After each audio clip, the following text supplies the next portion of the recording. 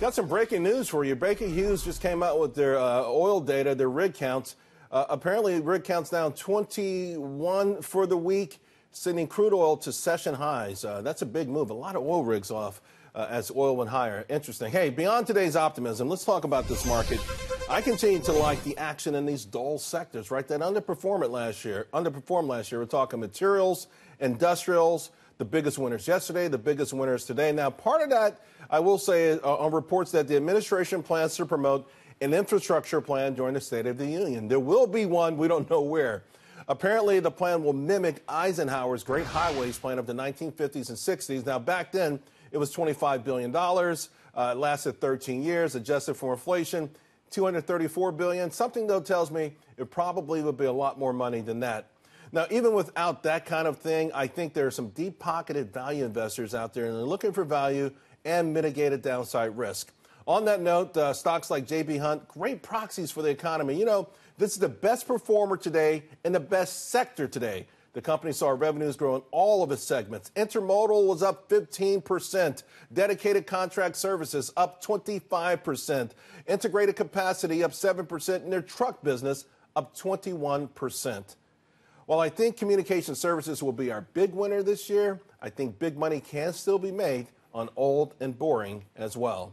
Hey, Jared Levy is with us now. I want to get his thoughts on this rally and the message of the markets. Jared, what are you thinking here with this market, and where do you think people should be focused with their portfolios?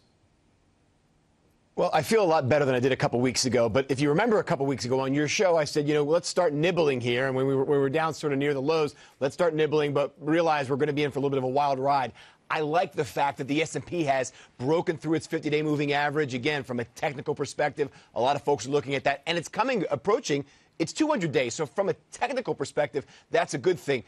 Breaking down the fundamentals and sort of how I feel generally, I think the mood is a little bit more positive now. Obviously, we've got this sort of, 800-pound gorilla in the room. The shutdown is lingering. And if it does continue to linger, then we'll see that the good feelings start to get stripped away. But, Charles, I like what you're saying. And I agree with you that when you look around at sort of the data that we're seeing right now here domestically, it's good. And it's funny, ironically, driving here, the driver, he's like, Jared, did you notice that there's just this one train station is so busy, and I'm just seeing all this cargo going by. And he said it anecdotally, but when I looked at the numbers, it's true. And just like you've mentioned, I think looking at the core of our country, there is something to say that if you go after the companies that not a lot of people are talking about, the ones that, lost the pizzazz, that weren't, the best performers, I think there could be some discovery there for value. Yeah, certainly transportation this week, having a wonderful week. United Airlines had an amazing earnings report. CSX had a solid report. Night transportation yesterday was a huge winner. J.B. Hunt leading the way today. And again, they're not the kind of names that people have made a lot of money on recently, but I think they're a great proxy for the economy, and you need to have that in the back of your mind. But, Jared, you still don't have that Jared Levy oomph that I'm used to. So what's holding you back? What's gnawing at you, my friend? I'm just, there's just everything's got a caveat. I feel like every time I want to be bullish, there's a caveat. And again, you talked about the potential for a presidential infrastructure plan. That's all well and good, and I've heard those rumblings. But how big is it going to be? Is Trump going to be able to get the money allocated for this? Which, by the way, we need it. I mean, I think everybody will agree, no matter what party you're affiliated with, that the country has deficiencies in its highways and its bridges. Here where I am in Dallas, we're seeing a ton of building, but I think that's something that's going to need to be done.